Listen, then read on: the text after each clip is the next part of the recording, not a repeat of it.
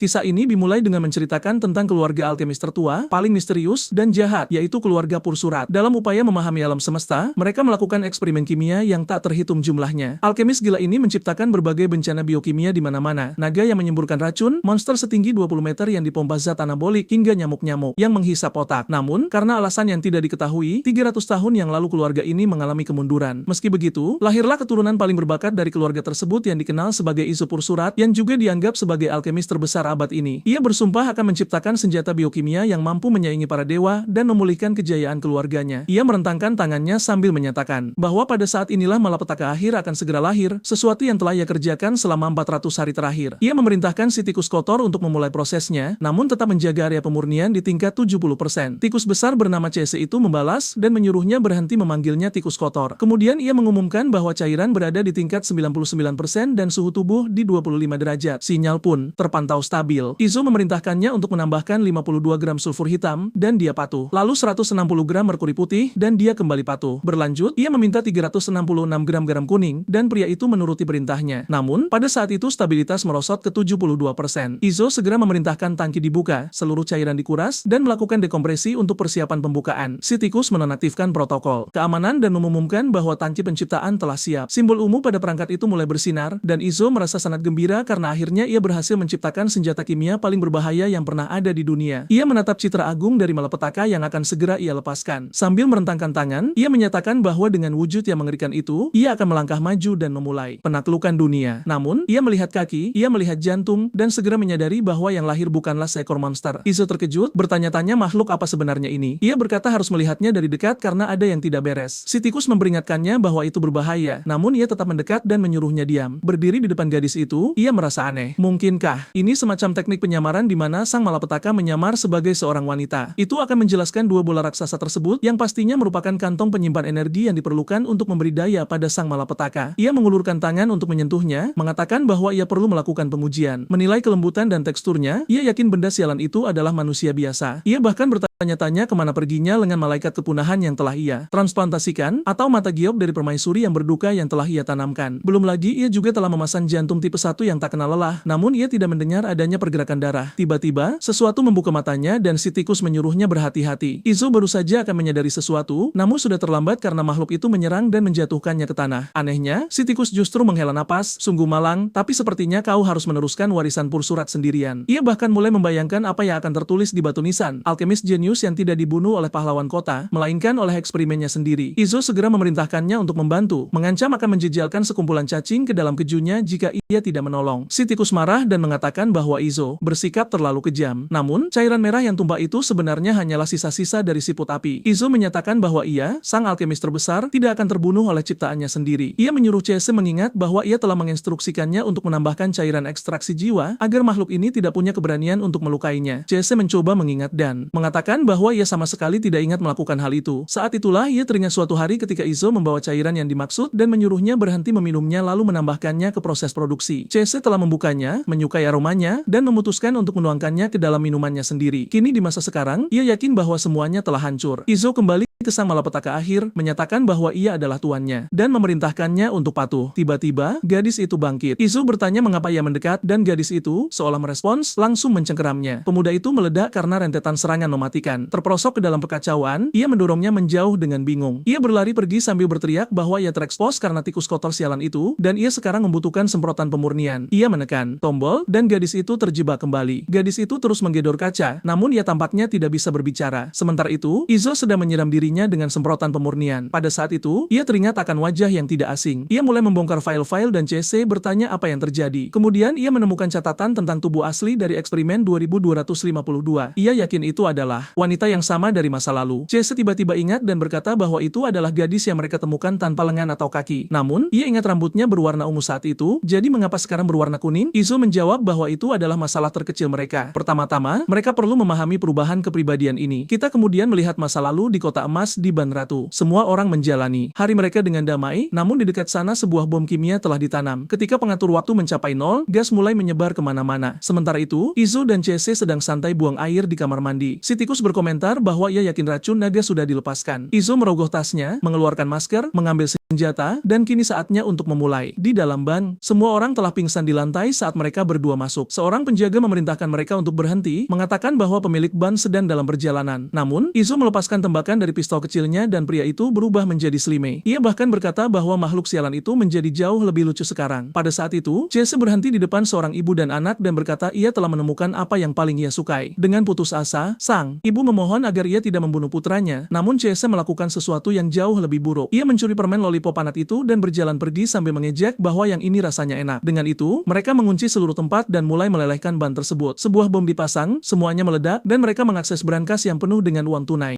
Si bajingan itu senang karena semuanya berjalan sempurna. Kemudian, di luar, mereka berjalan pulang sambil bersenandung gembira. Izo menyebut dirinya sebagai alkemis kriminal yang jenius, mengatakan tidak ada nama yang lebih baik untuknya. Sementara itu, Jesse ingin pergi ke bar dan merayakan malam itu. Namun pemuda kita segera menolak, mengatakan bahwa terakhir kali ia terus memberikan uang kepada para wanita buruk rupa itu, jadi tidak mungkin. Semua ini akan diinvestasikan untuk sang malapetaka akhir. Begitu mereka menyelesaikan eksperimen ini, seluruh kota akan menjadi taman bermain mereka. Mempertimbangkan peluang tersebut, Jesse mengakui bahwa itu sebenarnya lebih masuk akal. Mereka saling memandang dan setuju bahwa ketika saat itu tiba, mereka akan pergi ke wali kota dan menari mengikuti musik. Mereka tertawa karena memiliki pemikiran yang sama, namun tiba-tiba mereka mendengar suara keras. Mereka segera berjongkok dan Jesse berkata pasti ada seseorang yang mengikuti mereka. Namun Izo yakin suara itu tidak datang dari jarak sedekat itu. Dengan asap yang mengepul dari mainannya, ada seorang pria bernama Homurk yang bekerja di kantor keamanan kota. Dan ia sedang mengejar seorang gadis yang benar-benar kelelahan dan jatuh tersungkur di tanah. Gadis itu mengejek bahwa mereka sedang diremehkan. Mereka baru saja merampok ban dan pria ini justru mengejar orang lain. Si kasar itu berkata bahwa memang benar satu unit dari kelompok itu cukup kuat untuk membunuh 5 detektifnya. Namun yang benar-benar ia inginkan adalah daftar target yang ditetapkan Hellhounds untuk dieliminasi oleh gadis itu. Jika ia bekerja sama, mungkin ia akan mengampuni nyawanya. Lalu ia tertawa, mengatakan ia lupa bahwa setiap anggota unitnya telah dipotong pita suaranya sehingga mereka tidak bisa bicara dengan siapapun. Tiba-tiba gadis itu meraih sesuatu di punggungnya, namun gerakannya dengan cepat dihentikan. Homur menyeringai memanggilnya gadis yang sangat nakal karena mencoba sesuatu dalam situasi seperti ini. Saat itulah ia melihat bahwa gadis itu sedang meraih boneka beruang dan bertanya-tanya apakah ia benar-benar menyukai benda itu. Pada saat itu, si gadis mencengkeram celananya dan mengeluarkan suara-suara yang terdistorsi. Namun pria itu hanya memukul bagian belakang kepalanya dan menghempaskannya kembali ke tanah. Sambil menginjak gadis malang itu, ia mencibir bahwa rupanya beruang aneh ini lebih penting baginya. Ia melemparkan boneka itu ke dekat wajahnya dan memberikan pukulan terakhir pada makhluk itu. Sial, sungguh bajingan yang kejam. Ia kemudian berkata bahwa karena gadis itu tidak mau memberikan daftarnya, setidaknya ia akan mengambil tubuhnya untuk mengklaim hadiah. Namun, saat itulah Izo muncul sambil bertepuk tangan, mengatakan bahwa ia akhirnya menemukan orang yang disebut sebagai musuh para kriminal di tempat ini. Pria tua itu menunjuk ke arahnya sambil bertanya siapa dia sebenarnya. Kemudian pemuda kita memperkenalkan dirinya sebagai penjahat paling kejam dan jahat di kota ini sekaligus alkemis terbesar dari semuanya, Izo sang baron. Rupanya ia menyembunyikan nama keluarganya, C.C. Berdehem. Dan Izo dengan cepat menambahkan bahwa ia hampir lupa memperkenalkan tangan kanannya, Dr. Matt Erate. C.C. segera mengoreksinya, mengatakan bahwa ia bukan bawahan Izo karena mereka berada di kedudukan yang sama dalam semua ini. Selain itu, gelarnya adalah Madman, Dr. Madman Erate. Izo menunjukkan bahwa namanya sekarang terlalu aneh karena ada kata Matt 2 kali. Namun C.C. berargumen bahwa ketika sebuah kata diulang, itu terdengar jauh lebih keren. Saat itulah Homur menginterupsi mereka, mengatakan bahwa ia tidak di sini untuk permainan kekanak-kanakan dan lebih baik mereka lari kembali ke ibu mereka. Sang protagonis mengejek, mengatakan bahwa rupanya ia akan diremehkan sekali lagi. Keduanya melemparkan karung uang ke tanah, mengatakan bahwa ini adalah hasil dari pekerjaan terbaru mereka. Pria tua itu melihat kedua tumpukan itu dan segera yakin bahwa bajingan-bajingan inilah yang merampok Bank Ratu Putih. Keduanya mulai berakting seperti pemain sandiwara, menyuruhnya untuk tidak terlalu banyak memuji mereka. Pada saat itu, Homur menghela napas dan mengeluarkan pistolnya, mengatakan ini adalah pertama kalinya ia bertemu orang yang begitu senang dituduh melakukan sesuatu. Ia kemudian membidik mereka dan memperingatkan bahwa biasanya peluru terlalu mahal untuk disia-siakan pada amatir seperti mereka. Namun hari ini, ia akan membuat pengecualian. Izo berterima kasih padanya dan berkata ia tidak sabar untuk menyaksikan keahlian menembak jitu dari penembak nomor 1 di kota itu. Ia kemudian mendoakan keberuntungannya, namun begitu ia menarik pelatuknya, pistol itu tidak mau menembak. Ia merasakan panas yang aneh dan tiba-tiba seluruh lengannya mulai gemetar. Gelombang kelemahan menghantamnya, dan ia terhuyung ke depan. Saat itulah ia menyadari bahwa di dalam kantong uang itu terdapat racun. Izo menyeringai, mengatakan sudah terlambat baginya untuk menyadarinya. Gas itu akan menjatuhkan siapapun setelah menghirupnya selama 8 detik, namun ia sudah menghirupnya selama lebih dari 1 menit. Homur kemudian bertanya apa sebenarnya tujuan mereka. Apakah mereka mencoba menyelamatkan wanita ini? Namun Izo mengejek, mengatakan mengatakan bahwa ia adalah seorang penjahat. Mana mungkin ia melakukan sesuatu yang heroik seperti menyelamatkan seseorang. Kemudian ia mengeluarkan pistol kecilnya dan berkata mereka membenci orang yang disebut pahlawan di kota ini. Pria itu berubah menjadi selimut hijau dan segera merayap pergi. Chase tertawa, mengatakan mereka akhirnya bisa pulang dan bersenang-senang. Saat itulah ia menyadari Izo berdiri di sana bersama si gadis dan bertanya apa yang sedang ia lakukan. Izo tetap diam, hanya menatap sambil berkata ia penasaran ingin melihat berapa lama gadis itu akan bertahan. Gadis itu telah kehilangan satu lengan dan satu kaki, dan luka-lukanya sudah mulai membusuk. Homur juga tidak bersikap lembut padanya, dan makhluk malang itu tidak memiliki satupun tulang rusuk yang utuh lagi. Ia mengeluarkan jarum suntik dan bergumam bahwa ia mendeteksi beberapa racun dalam darahnya. Merupakan keajaiban ia masih hidup, yang justru menjadi alasan mengapa ia begitu penasaran untuk melihat apa yang istimewa dari wanita ini. Namun Chase mencibir, mengatakan bahwa terlepas dari itu, ia tidak akan bertahan lebih lama lagi. Jadi mereka sebaiknya segera kembali saja. Belum lagi, tidak mungkin Izo benar-benar berpikir untuk menyelamatkan seseorang. Izo menjawab bahwa itu benar-benar mustahil. Ia adalah orang paling jahat di kota emas. Menyelamatkan seseorang akan menjadi sebuah penghinaan. Ia mengambil jubahnya dan Chase mengakui ia sempat takut sejenak bahwa Izo benar-benar ingin menyelamatkan gadis itu. Menoleh ke belakang, ia melihat gadis itu menyeret dirinya sendiri dan berkomentar betapa luar biasanya ia masih bisa melakukan apapun dalam keadaan seperti itu. Namun, ia memutuskan untuk melupakan semua ini. Lagi pula, ada banyak sekali orang yang membusuk di tempat ini. Sebuah suara petir menggelegar dan hujan mulai turun di gang tersebut. Saat keduanya berjalan pergi, mereka berbicara tentang bagaimana dosa-dosa kota ini akan terhapus dan semuanya akan dilupakan. Gadis malang itu ditinggalkan sambil menatap boneka beruangnya yang hancur. Ia merangkak sekali lagi, merasakan kegembiraan singkat saat ia menariknya ke dalam pelukannya. Dengan itu, ia kehilangan kesadaran dan hanyut. Atau mungkin tidak, karena Izo kembali lagi. Bukan begitu kawan-kawan, adegan kemudian berpindah ke sarang mimpi buruk di ruang operasi. Chase bertanya apakah Izo mengerti apa yang mereka lakukan di sana. Izo menjawab bahwa mereka sedang melakukan operasi, yang kemudian dibalas oleh si tikus besar bahwa yang sebenarnya mereka lakukan adalah menyelamatkan nyawa seseorang. Ia bertanya sejak kapan temannya memulai omong kosong tentang menyelamatkan orang dan melupakan tujuan mereka. Izo bersikeras bahwa ia tidak pernah lupa. Tujuannya adalah menjadi penjahat terburuk dari semuanya, dan untuk memulihkan kehormatan serta kejayaan yang hilang dari keluarga kuno Pursurat. Namun, agar rencana ini berhasil, mereka membutuhkan senjata biologis yang dikenal sebagai malapetaka akhir. Dan tubuh yang dapat menerima malapetaka ini membutuhkan emosi negatif yang tak terhitung jumlahnya. Rasa sakit, keputusasaan, kemarahan, dan kesedihan. Namun syarat yang paling sulit adalah senjata ini harus memiliki secercah kebaikan. Eksperimen-eksperimen tersebut terus gagal karena mereka tidak pernah menemukan seseorang yang memenuhi syarat terakhir itu. Itulah sebabnya mereka membutuhkan wanita ini. Ia memenuhi semua persyaratan. Chase berkata ia mengerti. Namun wanita itu terlalu terluka parah dan bisa mati kapan saja. Izo berkata itulah alasan mengapa mereka akan memulai malapetaka akhir segera. Ia memerintahkan si tikus untuk menyiapkan kepompong keputusasaan saat mereka akan memulainya. Saat itulah mereka menggunakan lengan dari malaikat yang membara, mata zamrud dari permaisuri yang berduka, dan jantung tak terbendung yang tak terbatas dari model yang dimodifikasi. Semua ini akan digunakan untuk menciptakan kepompong keputusasaan. Dengan itu, ia menyatakan sudah waktunya untuk memulai keajaiban pertama. Kembali ke masa sekarang, ia menempelkan foto gadis itu ke kaca dan memastikan bahwa kemiripannya tidak terbantahkan. Chase bertanya apa yang harus mereka lakukan. Izo menyatakan bahwa besok mereka akan mulai melakukan pengujian. Temannya bertanya apa yang akan mereka lakukan jika ternyata ia gagal. Izo menjawab bahwa mereka akan membuangnya. Ia tidak memelihara kegagalan di sisinya. Sebuah tempat yang penuh dengan topeng, catatan, peta, dan poster seorang gadis yang terlihat sangat sehat. Itulah kamar Izo. Ia sedang tidur dengan nyenyak sampai ia teringat pukulan tepat yang telah diterimanya. Itu membuatnya berguling di tempat tidur sambil bertanya-tanya mengapa ia tidak bisa tidur. Ia tampak bingung tentang segalanya dan memutuskan bahwa meskipun tempat ini sangat aman, tidak ada salahnya untuk memeriksa keadaan. Ia sampai ke bagian inti dan melihat bahwa gadis itu masih ada di sana. Setidaknya sekarang ia bisa merasa tenang. Namun, ia segera menyadari bahwa gadis itu tampak gemetar. Saat itulah ia bertanya-tanya apakah sang malapetaka akhir yang agung ini takut tidur sendirian di malam hari. Ia berbalik sambil berkata itu tidak masalah baginya. Gadis itu hanyalah hasil eksperimen, kemungkinan besar memang cacat. Namun, ia berhenti lagi teringat akan serangannya dan kesedihannya. Sambil menghela napas, ia menyerah dan membuka ruangan itu, menyuruh sang malapetaka akhir untuk bergegas karena ia akan membawanya ke tempat tidur yang lebih baik. Jelas saja, wajah gadis itu berseri-seri karena bahagia dan tersipu malu. Mereka berjalan melalui ruang observasi level 7 untuk makhluk berisiko tinggi. Ada eksperimen berisiko tinggi di sana yang dikenal sebagai naga liar. Naga itu menggeram bahwa begitu ia bebas, ia akan menelan Izo bulat-bulat. Ada juga makhluk bernama mata abisal yang memperingatkan bahwa saat ia melarikan diri, ia akan menyiksa pikiran Izo selamanya. Izo menyeringai, mengatakan bahwa mereka berdua adalah yang paling ramah di sini. Itulah sebabnya ia meninggalkan gadis itu tepat di antara mereka. Gadis itu tampak sedikit bingung. Izo sudah berjalan jalan pergi sambil berkata ia akan kembali tidur sementara. Monster-monster itu meneriakinya. Kembali ke kamarnya, ia duduk di tempat tidur sambil bergumam bahwa setidaknya sekarang sang malapetaka akhir tidak sendirian. Akhirnya, ia bisa tidur dengan tenang. Sementara itu, naga liar menoleh ke mata Abisal, bertanya mengapa ada gadis manusia yang ditempatkan di antara mereka, di antara makhluk-makhluk kuat. Mata Abisal mengakui ia tidak tahu, tapi ia melihat Izo memanggilnya sang malapetaka. Akhir, naga itu tertawa terbahak-bahak, mengatakan mustahil bagi manusia sekecil itu untuk menjadi apa yang disebut malapetaka akhir. Mata Abisal ikut tertawa juga, mengatakan itu mungkin hanya salah satu dari kegagalan Izo yang tak terhitung jumlahnya. Benar-benar sesuatu yang patut ditertawakan. Gadis kecil itu menggedor kaca dengan cemas. Namun, naga itu memperingatkan bahwa kaca kristal Izo tidak bisa dipecahkan. Bahkan dalam bentuk B kosong pun naga itu tidak bisa menggoresnya. Mata Abisal menyuruhnya menyerah. Ia sudah menembakkan laser yang tak terhitung jumlahnya ke kaca itu dan tidak ada yang terjadi. Namun tiba-tiba, gadis itu berhenti sejenak. Tangannya mulai berubah menjadi sesuatu yang merah berkobar dengan api. Keduanya tersentak dan begitu ia menyentuh kaca tersebut, kaca itu mulai retak. Mereka berdiri di sana menonton, mencoba memahami apa yang terjadi dan tiba-tiba, seluruh ruang kaca itu meledak. Gadis itu berdiri di sana dengan bingung, menatap tangannya sendiri, tidak mengerti apa yang telah terjadi. Sementara itu, rahan si naga terjatuh ke lantai dan si mata besar kini gemetar ketakutan. Naga itu segera berlutut meminta maaf, mengatakan bahwa ia sekarang sangat menghormati kakaknya. Namun yang ia inginkan hanyalah agar gadis itu membantunya melarikan diri dari sana. Mata Abisal mengatakan hal yang sama, bersumpah bahwa mulai sekarang, ia akan melayaninya jika ia membantu membebaskannya. Sementara semua ini terjadi, Izo sedang tidur nyenyak dan CC telah meminum minuman keras hingga tak sadarkan diri. Saat itulah alarm fasilitas berbunyi nyaring. Lebih cepat dari petugas pemadam kebakaran yang berpakaian, si tikus besar bertanya apa yang terjadi dan mengapa itu alarm. Level 4. Izo menjelaskan bahwa sinyal ini hanya terpicu ketika setidaknya 3 penghalang telah dihancurkan. Di dalam lift, ia menyatakan bahwa yang melarikan diri adalah sang naga dan mata Abisal. Namun, sesuatu yang lain juga melarikan diri dari ruang 203, yang mana aneh karena ia yakin ruangan itu kosong. Segera, Izo mengeluarkan tabletnya, mengatakan ia harus melihat ini sendiri. Saat itulah ia melihat sang malapetaka akhir menghancurkan semua kaca. Alih-alih khawatir, ia justru bersorak merayakan bahwa gadis itu telah mengaktifkan lengan yang ia transplantasikan. Sementara itu, CC ingin tahu mengapa gadis itu, yang seharusnya berada di ruangan lain, berakhir di sana. Mereka tiba di area eksperimen berisiko tinggi. Keduanya melangkah ke dalam ruangan di mana sang naga dan mata Abisal sedang mengamuk. Izo bertanya apakah mereka berdua sudah cukup bersenang-senang. Tiba-tiba makhluk-makhluk itu melipat tentakel mereka di antara kaki mereka. Sang naga, bagaimanapun, melangkah maju sambil mendengus bahwa ia telah menemukan bajingan yang telah memenjarakannya begitu lama. Inilah saatnya membayar harganya. Namun CC mengeluarkan pistol dan melepaskan tembakan ke arah naga tersebut. Kabut kuning menyebar di udara dan makhluk itu segera bertanya apa itu. Izo menyeringai, mengatakan itu adalah granat yang berisi lebih dari 200 telur laba-laba naga dan sebagai naga, ia seharusnya tahu persis apa artinya itu. Binatang itu bergidik, mengakui bahwa makhluk laba-laba sialan itu adalah subspesies naga. Mereka dapat menyerang dan memakan makhluk lain, dan siapapun yang terinfeksi oleh mereka akan mati. Izo memujinya, mengatakan setidaknya ia cerdas. Namun, sementara ini terjadi, mata Abisal memanfaatkan gangguan tersebut, mengumpulkan ledakan yang siap untuk menguapkan mereka berdua seketika. Tapi Izo tahu kelemahan mata Abisal. Semakin banyak energi yang dikumpulkannya, semakin terekspos matanya. Sebuah bom cahaya meledak tepat di depan makhluk itu, membuatnya jatuh ke tanah dalam keadaan buta. Ia mengerang kesakitan, berteriak bahwa bajingan itu ingin membutakannya selamanya. Izo kemudian bertanya apakah mereka berdua akan terus membuat kekacauan, atau apakah mereka siap untuk kembali ke kandang mereka. Namun, naga itu menyatakan bahwa mereka tidak akan menyerah, tidak sekarang karena mereka memiliki kakak besar di pihak mereka. Mata Abisal setuju, mengatakan gadis itu bisa melelehkan kaca tempat ini, jadi Izo tidak punya peluang melawannya. Izo mengernyitkan dahi dan bertanya siapa yang mereka maksud dengan kakak besar ini. Kedua makhluk itu segera membungkuk dan gadis itu melangkah maju di antara mereka. Sekarang ia tahu persis siapa yang mereka bicarakan, dan jika gadis itu benar-benar kehilangan kendali, segalanya akan menjadi sulit. Naga itu menyeringai, mengatakan sudah lama sekali ia tidak melihat Izo menunjukkan wajah ketakutan seperti itu. Kemudian ia mencondongkan tubuh ke arah si gadis dan berbisik bahwa Izo adalah pria yang kejam. Ia telah menjebak semua makhluk di tempat ini dan memperlakukan mereka seperti tikus laboratorium. Eksperimen terakhir terus melangkah maju dengan aura yang kuat, menebarkan ketakutan pada semua orang. CC mendesak Izo untuk mengaktifkan protokol darurat segera. Namun, Izo mengungkapkan bahwa sayangnya tidak ada cara untuk menjamin keamanan 100%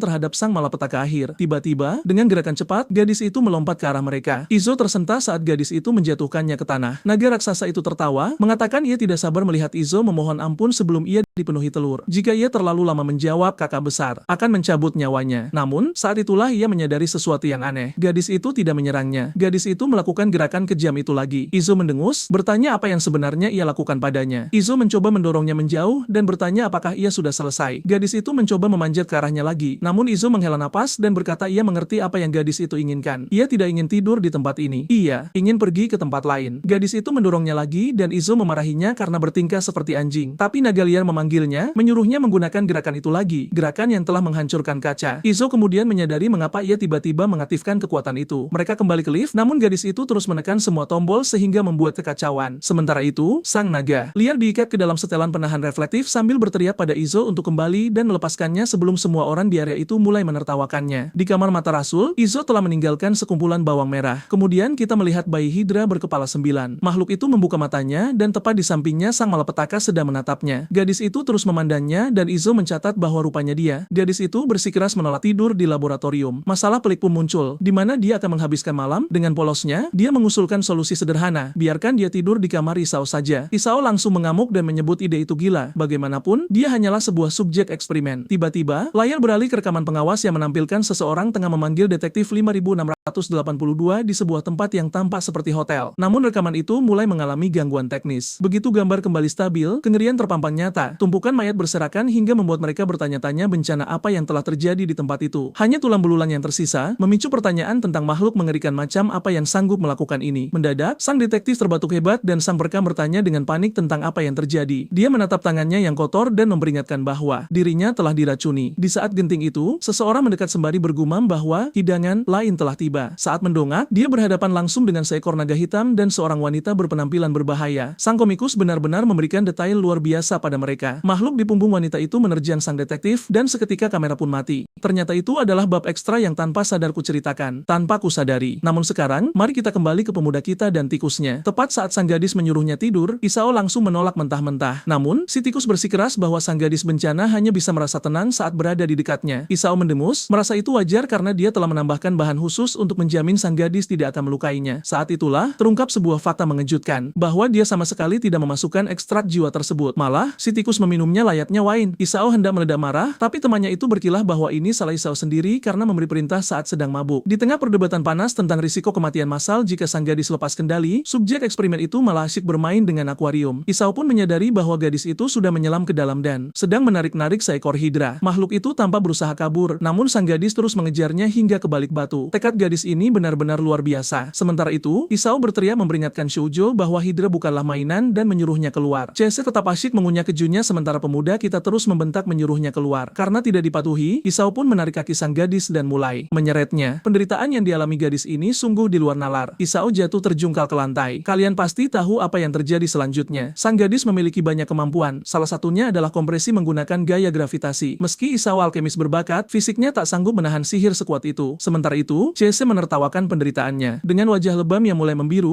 Isao memerintahkan agar si gadis bencana tidak pernah lagi memasuki tangki milik Shoujo. Chase melenggang pergi sambil berkata agar Isao saja yang menjaga sang gadis bencana. Isao ingin mendebat, tapi si kucing besar menyuruhnya tenang. Menurutnya, gadis itu sangat lembut dan rapuh, asal jangan sampai dia masuk ke mode berserker, karena akibatnya akan tak terbayangkan. Sang protagonis merasa ide bahwa gadis itu adalah sosok yang lembut sungguh konyol, karena, bagaimanapun juga, dia hanyalah sebuah subjek eksperimen. Namun tiba-tiba, gadis itu bersin. Saat berbalik, Isao melihat ekspresi kesakitan di wajahnya. Akhirnya, sang alkemis malah itu menyadari bahwa dia harus memandikan gadis yang tampak sakit ini. Tak lama kemudian di kamar mandi, dia menggunakan pemindai untuk mengecek apakah ada virus di dalam tubuhnya. Namun, meski sudah dipindai 3 kali, alat itu tidak mendeteksi apapun. Dia masih tidak percaya bahwa dia harus membiarkan salah satu eksperimennya menggunakan kamar mandi pribadi. Isao menyuruhnya cepat mandi sementara dia pergi. Namun, gadis kiamat itu tampak kebingungan, dan Isao langsung paham alasannya. Dia menunjuk ke arah pintu, mengisyaratkan bahwa dia akan pergi ke sana, lalu menunjuk sang gadis agar segera menurut. Setelah memberi isyarat instruksi, dia menyuruhnya masuk dan segera menyelesaikannya. Gadis itu berterima kasih dan mengaku mengerti, lalu langsung menuruti perintahnya dengan polos. Isao tersentak kaget. Namun, dengan mata terpejam, dia mulai bertanya-tanya mengapa dia harus merasa malu. Dia pun setuju. Namun, saat dia membuka mata dengan penuh percaya diri, keberanian itu hanya bertahan sedetik sebelum akhirnya dia ambruk ke lantai dan jatuh pingsan. Beberapa saat kemudian, dia tengah memegang kepala pancuran dengan hidung dipencet, merasa frustrasi karena gadis itu sangat merepotkan. Dia bahkan terpaksa turun tangan membantu semua ini. Sambil mengoleskan sampo, dia memperingatkannya agar tidak membuka mata jika tak ingin buta, karena itu bukan tanggung jawabnya. Lalu, dia menyuruhnya berbalik dan menyemprotkan air ke wajahnya untuk membilas sabun. Sambil menatap ekspresinya, dia tak tahan untuk membatin bahwa makhluk biologis berbasis karbon ini telah berhasil menipunya dengan sangat baik. Isao mematikan air, menyuruhnya mengeringkan diri, dan berkata bahwa dia akan pergi. Dia menegaskan bahwa ini adalah bantuan terakhirnya. Sekarang dia sudah belajar, jadi Isao takkan mengurusnya lagi. Namun malangnya, dia justru melangkah menuju nasib tragis, terpeleset salto, dan jatuh terjerembab ke dalam air. Pemuda malang itu bahkan kepalanya terbentur hingga mengerang kesakitan. Saat itu juga, dia menyesal tidak membawanya ke ruang mesin dan menyemprotnya dengan pistol air saja. Sang gadis tampak agak bingung namun mencoba membantunya berdiri. Tiba-tiba CC masuk membawa Solar of Revolt yang berfungsi mencegah serangan. Namun, melihat pemandangan di depannya, tanpa mengucap sepatah kata pun, dia berbalik pergi sambil bergumam bahwa sepertinya mereka berdua sudah menyelesaikan urusan. Dia membanting pintu hingga tertutup, lalu membukanya lagi untuk mengingatkan Isao agar memakai baju pelindung jika ingin melakukan apapun. Sontak saja, sebatang sabun melayang ke arahnya, dan dia pun kabur. Sambil berdiri di luar, CC bergumam betapa luar biasanya ini. Meski Isao sangat jenius sebagai alkemis, dia sama sekali tidak memiliki pengalaman. CC menatap foto di dinding dan mendoakan agar sang guru beristirahat dengan tenang. Dialah yang akan menjaga pemuda itu. Tak lama kemudian, dia masuk untuk membantu jalannya eksperimen. Dia mengambil pengering rambut, mencolokkannya, dan mulai mengeringkan rambut sang gadis. Namun, melihat bentuk alat itu, sang gadis mendadak teringat akan siksaan beruntun di kehidupan masa lalunya. Isao berbicara dengan mata terpejam, mengatakan bahwa rambutnya masih basah. Namun saat membuka mata, gadis itu sudah menghilang. Dia bingung kemana perginya gadis itu, sampai dia melihatnya gemetar di balik tirai. Tak mengerti alasan reaksinya yang berlebihan, Isao menarik tirai dan menyuruhnya keluar karena hari sudah larut. Tapi gadis itu meringkuk di pojokan, dan Isao tak tahu apa yang membuatnya begitu ketakutan. Setelah merenungkan apa yang dia lakukan, dia sadar bahwa penyebabnya mungkin adalah pengering rambut tersebut. Mengingat bagaimana Homura melumpuhkannya di gang itu, masuk akal jika dia mengalami trauma pada benda berbentuk serupa. Isao menghela napas, bergumam bahwa tanpa diragukan lagi gadis ini benar-benar merepotkan. Melihatnya masih gemetar, Isao berhenti dan memanggil sang gadis. Bencana. Begitu dia menoleh, Isao mengeluarkan pengering rambut itu. Sang gadis berjengit lagi, menutupi kepalanya, dan meringkuk. Namun saat tombol ditekan, hanya embusan angin lembut yang keluar. Perlahan, dia membuka satu mata dan melihat Isao mengarahkan alat itu ke wajahnya sendiri, membiarkan angin menerpanya. Ekspresi ketakutannya pun perlahan berubah menjadi tawa kecil. Beberapa saat kemudian, dia sudah mengeringkan rambutnya sendiri sambil bersenang-senang. Namun 20 menit berlalu dan dia masih asyik bermain. Isao baru sadar bahwa seharusnya dia membiarkan gadis itu tetap takut pada benda sialan tersebut. 30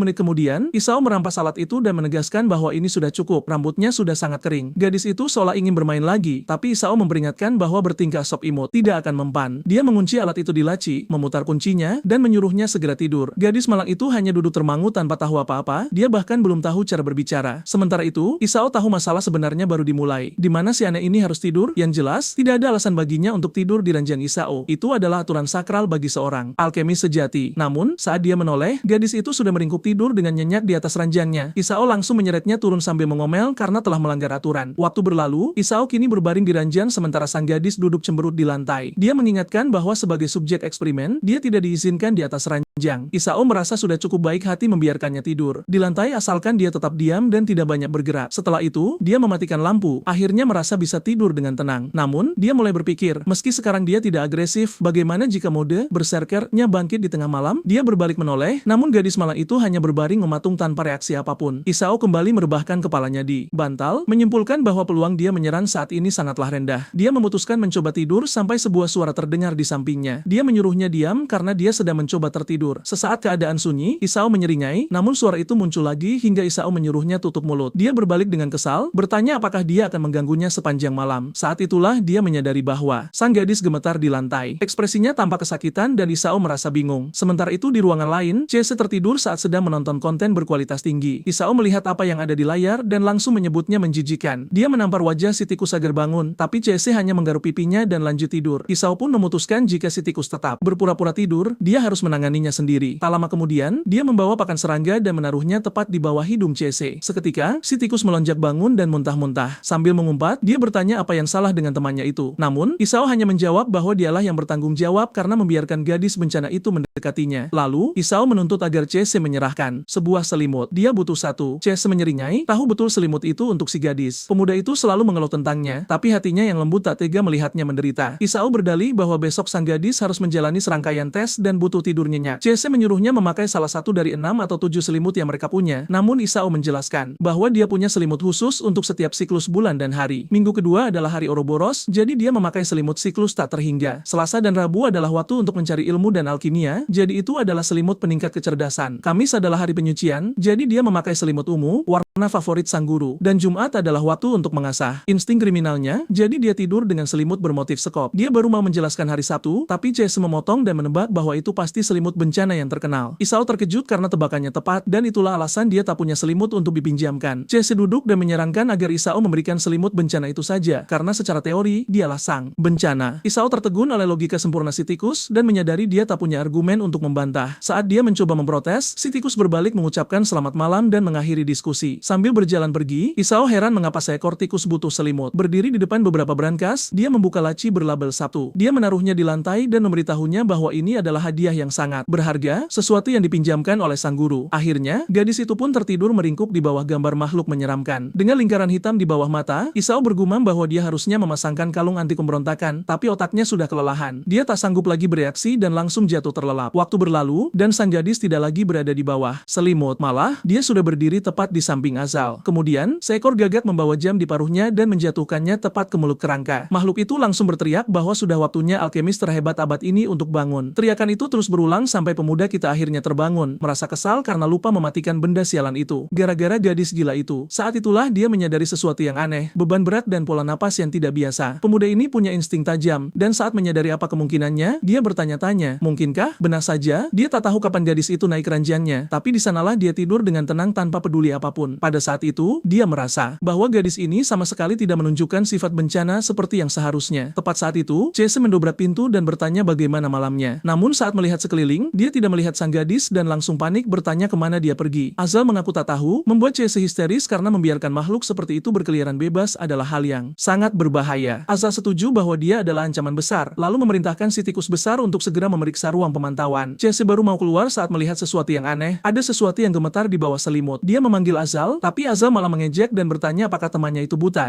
Mana mungkin selimut bisa bergerak sendiri. Namun tiba-tiba, si gadis bencana muncul dari balik selimut sambil terengah-engah. Azal langsung belagapan menjelaskan bahwa gadis itu menyelinap keranjangnya semalam tanpa dia sadari. Namun, Chase malah duduk di sampingnya sambil mengangguk maklum. Baginya, masa remaja memang masa yang sulit dan dia tidak perlu malu. Malah Chase ikut senang. Azal langsung memotong ucapannya dan melempar bom bau tepat ke wajahnya. Sambil temannya mengerang kesakitan di lantai, Azal menegaskan kembali bahwa gadis itulah yang naik keranjangnya sendiri. Jadi berhentilah bicara omong kosong. Beberapa saat kemudian di ruang analisis eksperimen, Chase menyuruh sang gadis berhenti melompat agar mereka bisa mengukur tinggi badannya. Terungkaplah bahwa tinggi gadis itu 1,71 meter. Chase pun menoleh ke arah Isao dan berkata jika dia ingin menciumnya, dia harus berjinjit karena sang gadis 11 cm lebih tinggi darinya. Sontak, pemuda kita protes keras dan berteriak bahwa dia sama sekali tidak menginginkan hal itu. Tes berikutnya adalah berat badan, hasilnya 64 kg. Isao merasa aneh karena komponen yang dia tanamkan harusnya memiliki total berat setidaknya 800 kg. Bensi tikus mengumumkan bahwa tiba saatnya untuk pengukuran paling krusial dari semuanya. Sambil menyeringai, dia bilang Isao sangat beruntung karena sang gadis punya ukuran 36 yang sempurna. Selanjutnya adalah tes kapasitas paru-paru. Isao mencontohkan cara mengambil napas sedalam mungkin lalu mengembuskannya sekuat tenaga ke alat ukur. Kelelawar kecil di timbangan itu sedikit terangkat, membuat sang gadis antusias. Isao memberikan alat itu kepadanya untuk mencobanya. Dia bersiap, namun dia menahan napas dengan cara yang aneh. Isao menyuruhnya meniup seperti yang dia lakukan, tapi sepertinya dia salah paham karena dia malah mencengkeram wajah Isao dan mengembuskan seluruh napasnya langsung ke dalam mulut Isao. Pemuda malang itu jatuh terjungkal menabrak meja. Dan tentu saja, saat itulah Chase masuk dan bertanya bagaimana hasil tes pernapasannya. Sambil Isao tersengal-sengal, si tikus hanya mengangguk, merasa mulai terbiasa dengan pemandangan itu. Sementara itu, gadis kiamat kebingungan mengapa kelelawar kecilnya tidak bergerak sama sekali. Saat itu, Isao sudah berada di wastafel sambil berkumur dengan panik. Chase berkomentar bahwa Isao mungkin orang pertama dalam sejarah yang melakukan hal semacam ini. Pemuda kita membentaknya agar diam, namun Chase hanya terkekeh dan menyindir bahwa Isao sudah sering mengatakan itu belakangan ini. Dia penasaran, apakah ciuman bencana itu terasa enak? Seketika, Isao menyiramkan air ke arahnya. Si tikus tertawa, berkata Isao bahkan tak butuh masker karena dia sudah mengujinya berkali-kali dan tidak ada virus. Selanjutnya adalah tes kelenturan yang menunjukkan batas norma manusia, lalu tes kekuatan tubuh bagian bawah. Sekali lagi, kekuatannya normal, bahkan tes kekuatan genggaman tangan pun menunjukkan hasil standar. Isao berkomentar bahwa mengingat semua ini, dia benar-benar tampak seperti manusia biasa. Namun Chase membantah, menurutnya semua itu tidak penting karena kemungkinan besar dia punya mode tempur. Di sanalah statistik aslinya akan terlihat. Isao setuju, sudah waktunya untuk mengaktifkan mode tempur tersebut. Chase bertanya bagaimana caranya, dan Isao menjawab bahwa mereka hanya perlu melawannya dengan eksperimen paling kejam dan jahat yang mereka miliki. Adegan berpindah ke seorang gadis sangat berbahaya di dalam sangkar, yang bahkan membuat boneka kecil Isao karena rindu. Namun Chase langsung memprotes keras, ini terlalu berisiko. Melemparkan siapapun ke dalam pertarungan melawan subjek nol adalah kegilaan murni. Mereka perlu melakukan segala sesuatu secara bertahap. Lawan pertamanya haruslah yang lemah, seperti kelinci. Namun, Isao mengambil tikus kecil dan bertanya bukankah ini makhluk terlemah? Chase merebutnya dan menyatakan bahwa mereka tidak pernah menggunakan hewan pengerat untuk eksperimen. Pemuda kita akhirnya mengambil kelinci dan bertanya apakah Chase yakin ini akan membangkitkan insting bertarungnya. Namun tiba-tiba, sang gadis menyambar kelinci itu dan membawanya ke pojokan. Chase menyatakan ini bukti nyata bahwa dia punya insting pembunuh. Isao bersorak, mengira ini akan mudah. Tapi tentu saja, gadis itu hanya membelai kelincinya. Apa yang sebenarnya diharapkan mengharapkan si bodoh ini, dia ambruk ke lantai karena kecewa. Namun kemudian, dia merobos sakunya, mengeluarkan sesuatu, dan menyuntikkannya ke kelinci itu. CC langsung menuntut penjelasan tentang apa yang dia lakukan. Pemuda kita mengungkapkan itu adalah mutasi kegilaan nomor 6. Seketika mata kelinci itu berubah, dan ia mulai kejang hebat di pelukannya. Bayangan raksasa membayangi sang gadis saat kelinci itu akhirnya bertransformasi. Isao menyeringai, berkata untuk membangkitkan kekuatannya, lawannya setidaknya harus sekuat ini. Untuk saat ini, makhluk itu dinamai Super Wild Rabbit nomor 1. Binatang itu sudah mengeluarkan asap dan bersiap melancarkan tinju, sementara Isao sangat antusias melihat pertarungan ini. Namun, CC takjub betapa Isao benar-benar tidak punya rasa kasihan. Saat monster itu menerjang, si kelinci bertanya apakah dia ingin bertaruh, apakah sang gadis akan menghindar atau menahan serangannya. Isao bilang, siapapun yang kalah harus membersihkan markas selama seminggu, dan dia yakin gadis itu akan menerima hantaman tersebut. Dengan itu, kelinci raksasa tersebut memukul dengan kekuatan penuh. Keduanya berjengit, namun area itu kosong. Bahkan si monster pun tak tahu kemana perginya sang gadis. Lalu makhluk itu merasakan sesuatu merayap di lengannya, dan saat menoleh ke bahunya, sang gadis ada di sana. Monster itu pun ambruk, namun, bahkan saat itu pun, dia hanya membelainya dengan lembut hingga si monster tampak tersipu malu. Saat itulah CC menyadari bahwa gadis ini sama sekali tidak punya keinginan bertarung. Adegan berikutnya menunjukkan mereka menuju zona yang sangat berbahaya. Rupanya mereka akan mengunjungi subjek nomor 0, meski si tikus masih menganggapnya terlalu berisiko. Namun Isao menjawab jika dia mati, maka dia adalah produk gagal, dan kegagalan hanya berfungsi untuk mengajarkan cara meningkatkan peluang keberhasilan eksperimen berikutnya. Di balik pintu raksasa itu ada subjek nomor 0. Isao dan CC memakai masker mereka, sementara temannya terus bersikeras bahwa belum terlambat untuk mundur. Mereka harusnya menyerah karena sudah berinvestasi terlalu banyak pada gadis ini.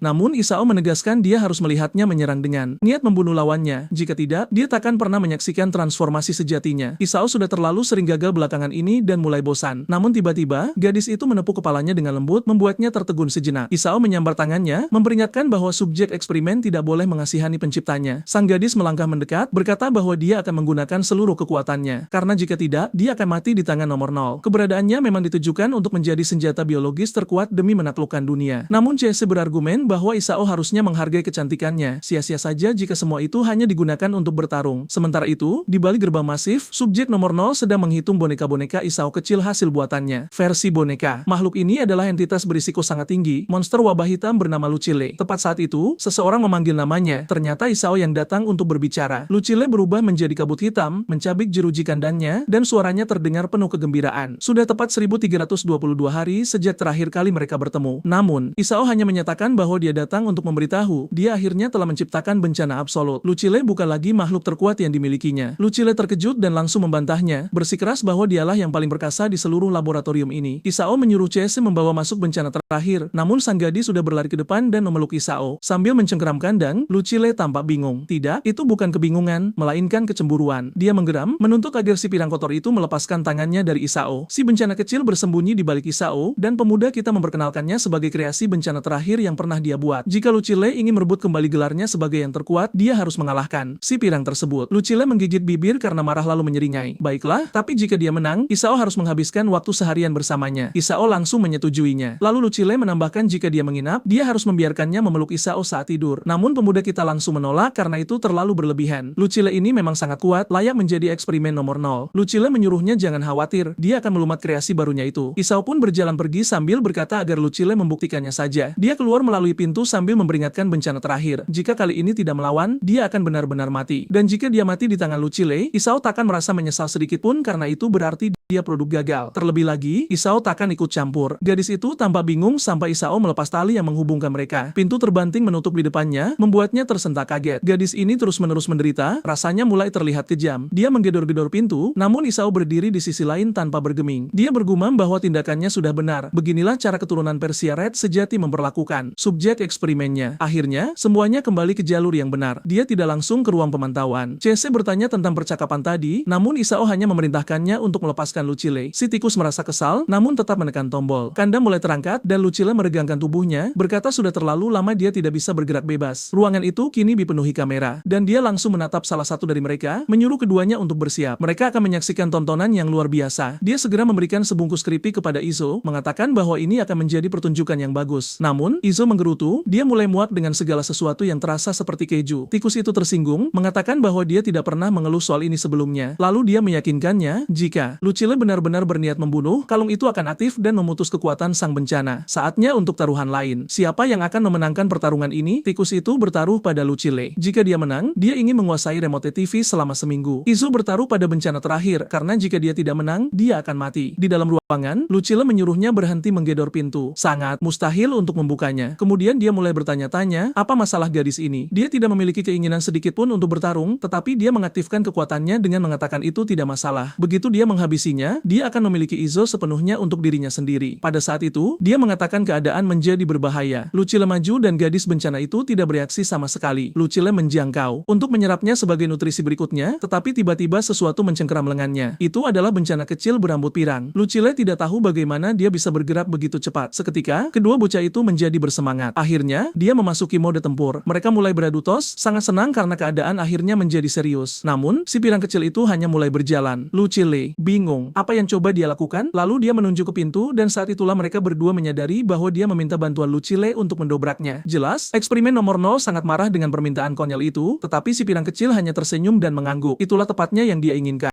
Pada saat itu, monster itu mulai tertawa dan benar-benar kehilangan akal sehatnya. Dia menoleh ke kamera, berbicara kepada Izo kecil bahwa ciptaan terakhirnya ini hanyalah seorang idiot. Dia mencengkeram lengan gadis itu dan mengatakan bahwa dia akan menunjukkan jalan keluar termudah dari ruangan ini. Racun Lucille mulai menyebar. Dia memperingatkan bahwa virus wabah hitam akan mengubahnya menjadi tumpukan tulang dalam waktu singkat. Si pirang jatuh ke lantai sementara Lucille tertawa, mengatakan bahwa terlalu mudah untuk mengalahkan apa yang disebut eksperimen bencana. Dia kemudian mencengkeram wajahnya dan menyuruhnya untuk selalu ingat bahwa Izo kecil adalah miliknya. Pada panel tubuh bencana terakhir, peringatan merah memenuhi layar. Dia diperingatkan bahwa virus menyebar dengan sangat cepat, membahayakan organ dan seluruh aliran darahnya. Izo mengatakan itu mustahil karena darah yang mereka gunakan untuknya benar-benar kebal terhadap jenis virus apapun, tetapi kenyataannya dia ada di sana di lantai, terinfeksi dengan parah. Lucille duduk di sana tertawa, mengatakan bahwa ini bahkan tidak menyenangkan. Dia berteriak padanya untuk menghentikan ini segera, tetapi Izo menyuruhnya untuk tenang. Dia menjelaskan bahwa hanya 30% dari darahnya, 42% dari organnya, dan 38% dari sarafnya yang terinfeksi, yang berarti tidak ada hal yang mematikan. Dia yakin bahwa saat dia berada di ambang kematian, kekuatannya akan aktif. Namun, Lucille menginjak kepala gadis itu. Memanggil Izo, dia bertanya apakah hanya itu yang bisa dia tawarkan. Sementara si pirang tidak bisa berkata apa-apa, Lucille mengejeknya. Di mana letak ledakan energi yang dia miliki saat memohon bantuan untuk membuka pintu? Dia berteriak padanya untuk berhenti sekali lagi karena virus telah menyebar ke 70% tubuhnya. Namun Izo menjawab bahwa dia memiliki jantung mekanis yang mustahil untuk diinfeksi. Selain itu, virus belum mencapai otaknya. Lucille mendengus, mengatakan sepertinya Izo tidak peduli sama sekali pada gadis itu. Dan jika demikian, maka saatnya untuk mengakhirinya. Virus tampak menguat dengan menyebar ke seluruh tubuhnya. Si pirang mulai melayang dan Lucille menyeringai, mengatakan dia sekarang akan memulai penyerapan. Menggigit pipinya, dia mencatat bahwa untuk eksperimen yang cacat, rasanya cukup enak. Monster wabah itu kemudian menancapkan giginya ke perut gadis itu, mengatakan bahwa sekarang pesta yang sebenarnya akan dimulai. CS dengan mendesak mengumumkan bahwa dia mengaktifkan kalung itu. 90% dari tubuh eksperimen itu telah dikompromikan, tetapi tepat saat dia akan menekan tombol, Izo meraih tangannya. Tikus itu bertanya apa yang dia lakukan, tetapi bocah itu bersikeras waktunya belum tiba. CS mengira temannya sudah gila. Apakah dia benar-benar ingin melihat Lucille melahap eksperimen itu? Tetapi Izo membentaknya untuk tutup mulut. Kamu hanya tikus bodoh. Kamu hanya peduli padanya karena dia cantik. Kamu tidak pernah terlibat seperti ini dengan eksperimen lain. Kamu tidak boleh melupakan tujuan sebenarnya dari keluarga Pursuer. Baik Lucille maupun gadis itu hanyalah alat untuk ambisi yang sebenarnya. Namun kemudian, sebuah suara gemetar memanggil, Tuan. Layar berkedip dengan peringatan dan dia melihat bahwa permintaan itu datang dari gadis itu. CS terkejut melihat bahwa bencana itu telah berbicara, bertanya apakah Izo telah mengajarinya sesuatu. Dia menjawab mungkin, hanya pelajaran kecil malam sebelumnya. Sebelumnya, ketika dia mencoba memanjat tempat tidurnya, dia menendangnya dan memperingatkan bahwa eksperimen tidak tidur dengannya. Tetapi ketika dia meliriknya, dia tampak terguncang dan sedih. Jadi dia berdeham dan berkata jika dia memanggilnya Tuan, dia akan membuat pengecualian, membiarkannya berbaring di sana selama 30 menit. Meskipun pita suaranya telah diangkat di masa lalu, tubuh baru yang dia ciptakan jelas tidak memiliki cedera. Namun, saat dia mencoba, tidak ada suara yang keluar. Saat itulah dia menyadari kebenarannya. Dia memiliki pita suara, tetapi dia lupa cara berbicara. Dia menunduk dan menyuruhnya mengulang setelahnya. Dia melebih-lebihkan gerakan mulutnya, perlahan, membentuk kata, Tuan. Dia memperhatikan dengan saksama tetapi masih tidak bisa mengatakan apa-apa. Bocah itu kejam. Dia bertanya-tanya bagaimana seseorang bisa begitu lambat. Dia mencoba lagi tetapi yang keluar hanyalah cicitan kecil. Dia menutupi wajahnya, menyadari bahwa tampaknya tidak ada harapan. Dia berpaling, menyuruhnya untuk segera tidur. Tetapi setelah kembali ke selimutnya, dia terus mencoba berulang-ulang untuk mengulangi gerakan yang dia tunjukkan. Hingga tepat saat dia akan tertidur, bertempur, untuk pertama kalinya dia berbisik, "Tuan, kembali ke pertempuran." Dia memanggil tuannya. Namun Lucille mengejek, mengatakan permohonannya sia-sia. Dia tidak lebih dari kegagalan baginya dan sekarang saatnya dia dilahap. Tetapi tepat saat itu, kalung Lucille aktif dan dia jatuh ke lantai. Pembuangan panas mengalir melalui tubuhnya dan dia tidak bisa bergerak. Dia memanggil Isao. Jelas, dialah yang menekan tombol itu. Isao dengan acuh tak acuh mengakui bahwa CS benar terlalu berisiko untuk kehilangan implan yang telah mereka tempatkan di tubuhnya. CS segera bertanya apakah dia hanya menekannya karena ciptaannya memanggilnya tuan. Dia mendengus, "Tentu saja tidak. Aku tidak akan pernah melakukan hal seperti itu. Sekarang, dia akan mengambil kembali alat yang tidak berguna ini." CS ingin mengikuti tetapi Isao menghentikannya. "Tidak perlu." Tergeletak tak bergerak di lantai, bencana terakhir tetap diam. Sampai tiba-tiba, seseorang berjubah muncul. Dia menoleh memanggil, "Tuan." Tetapi Isao segera membungkamnya. Berhenti mengatakan, "Itu, dia cemberut. Kamu tidak layak memanggilku begitu." Dia dingin tetapi pada saat yang sama dia menggendongnya dan membawanya keluar dari sana. Dia terus mengulangi tuan tetapi dia terus menyuruhnya diam dan bersiap untuk dikurung. Saat dia berjalan melewati Lucille, dia bertanya mengapa. Dalam semua eksperimen lain yang dia kirim untuk bertarung saat mereka berada di ambang kematian, dia tidak pernah ikut campur. Jadi mengapa dia menyelamatkan gadis yang lebih rendah darinya dalam segala hal ini, baik dalam kekuatan fisik, kekuatan tempur, atau kecerdasan? Isao menjawab bahwa itu karena dia memiliki banyak organ yang ditransplantasikan, bahwa jika dia dilahap, eksperimen itu akan kesulitan untuk berlanjut. Lucille kemudian menjawab bahwa jika demikian, tidak ada masalah. Sementara itu, CS sedang membaca beberapa materi berkualitas tinggi. Berpikir bahwa Isao harus berhenti dengan sandiwara kecil ini sambil mencatat bahwa Ratu Putih memiliki kualitas yang cukup mengesankan. Tetapi tiba-tiba, sesuatu yang aneh terjadi. Suhu stabil Lucille mulai turun. Alarm mulai berbunyi dan CS melompat kaget. Izo hendak pergi ketika dia menerima pesan dari CS yang menyuruhnya untuk segera keluar dari sana. Armau bertanya mengapa dia begitu takut dan CS memperingatkan bahwa kalung penekan Lucille telah rusak. Dia membeku saat berbalik, sudah terlambat. Dia tepat di sampingnya. Lucille menghela napas, mengatakan itu memalukan, tetapi kali ini kalungnya tidak akan berfungsi. Sebagai seorang alkemis yang baik, dia harus tahu bahwa virus terkadang beradaptasi dengan apa yang mereka hadapi. Selama lebih dari 1000 hari, dia berulang kali mengaktifkan efeknya dan akhirnya dalam minggu terakhir, virus wabah di tubuhnya mulai beradaptasi dengan dingin dan menemukan cara untuk melawannya. Izo mencoba menenangkan diri, dia tidak bisa memprovokasi dia lebih jauh. Jadi dia memberitahu Lucille bahwa dia menang dan dia akan memenuhi janjinya. Tetapi dia tertawa dan berkata bahwa menghabiskan sehari bersamanya tidak lagi cukup. Dia melepas topengnya dan dia menatapnya dengan rasa ingin tahu. Dia meletakkan tangan di wajahnya dan virus mulai menyebar ke seluruh tubuhnya. Untuk beberapa alasan, meskipun bocah ini berada di ambang kematian, wajahnya memerah. Lucille sangat senang, mengatakan bahwa dia akhirnya bisa memahami setiap aktivitas selnya. Melihat layar, CS panik tetapi Lucille menyuruhnya tenang. Dia telah memasukkan virus ke dalam dirinya, tetapi itu masih tidak aktif karena dia tidak ingin menyakiti Izo kecilnya. Virus mulai menyebar ke mulutnya dan tiba-tiba, dia menyadari sesuatu yang sangat aneh. Virus wabah hitam tiba-tiba bertemu dengan sel-sel pembersih bencana terakhir. Jelas, pada saat itu, dia menjadi marah. Dia mengerti persis apa yang terjadi. Dia mencengkeram wajah si pirang, menuntut untuk mengetahui bagaimana dia berani mencium Izonya. CC tahu tidak ada gunanya mencoba berbohong, lagi pula dia memiliki kemampuan pengenalan tingkat sel. Sekali lagi, virusnya mulai menyerang seluruh tubuh bencana terakhir. Dia mengangkatnya tinggi ke udara, menyatakan bahwa ini tidak dapat dimaafkan. Dia akan menyerbu setiap sel di tubuhnya dan memastikan dia menderita kematian yang paling buruk. Saat bencana terakhir yang malah itu berjuang kesakitan, Izo tidak tahu cara keluar dari situasi ini. Lucille memiliki kendali penuh atas tubuh dan selnya yang membuatnya kebal terhadap jenis senjata apapun. Kalung pembeku adalah satu-satunya solusi dan sekarang tanpanya dia tidak tahu harus berbuat apa. Dia masih memiliki zat kekosongan, tetapi masih dalam pengujian. Dan seluruh pangkalan bisa hancur jika dia menggunakannya. Menyaksikan saat dia menghancurkan eksperimennya, dia bertanya-tanya apakah benar-benar tidak ada solusi. Pada saat itu, CS mengatakan dia tahu apa yang harus dilakukan dan Isao segera bertanya bagaimana caranya. Tikus itu menjelaskan bahwa Lucille memiliki obsesi mendalam padanya dan itu adalah satu-satunya cara untuk menghentikannya. Sementara itu, Lucille bergumam bahwa dia tidak mengerti mengapa dia tidak bisa memasuki otak atau jantung, tetapi dia akan mengonsumsi yang lainnya. Saat itulah Isao memanggilnya. Dia menunjuk pengubah lendir itu sendiri, mengatakan ini adalah peringatan terakhirnya. Monster itu mengejek, bertanya apakah dia benar-benar diancam karena idiot itu. Yang dijawabnya bahwa gadis itu penting, tetapi bagian yang dia transplantasikan ke dalam dirinya lah yang penting. Tanpa itu, dia tidak bisa menaklukkan dunia atau memulihkan kejayaan keluarga Persuade yang akan menghilangkan seluruh alasan hidupnya. CC bergumam pada dirinya sendiri mengagumi kemampuan aktingnya. Dan secara mengejutkan, Lucille tampak setuju. Isao terkejut melihat betapa mudahnya dia menyerah. Mungkin ini adalah cara untuk mengendalikannya meskipun memalukan. Tetapi dia terus melahap bencana terakhir dengan mengatakan bahwa setelah mengonsumsi segalanya, dia akan membantunya menaklukkan dunia pula. Virus terus menyebar dan Isao menyadari bahwa dia tidak punya pilihan selain menggunakan kartu trufnya. CS menyeringai, mengatakan sepertinya dia hanya mengulur waktu karena dia punya rencana cadangan selama ini. Tetapi kenyataannya adalah bahwa kartu truf ini memalukan dan Isao benar-benar tidak ingin menggunakannya. Jadi dia menghela napas dan memberitahu Lucille bahwa jika dia membiarkan gadis itu hidup, dia akan tidur bersamanya dalam pelukannya untuk beberapa beberapa malam ke depan. Dia langsung membeku, matanya melebar. Dia mendekatinya bertanya apakah itu benar-benar terjadi. Dalam pikirannya, dia sudah membayangkan betapa indahnya itu. Isao bisa tahu dari reaksinya bahwa dia membayangkan terlalu jauh. Jadi dia bertanya apakah dia setuju. Dia bersenandung dengan serius dan kemudian berkata bahwa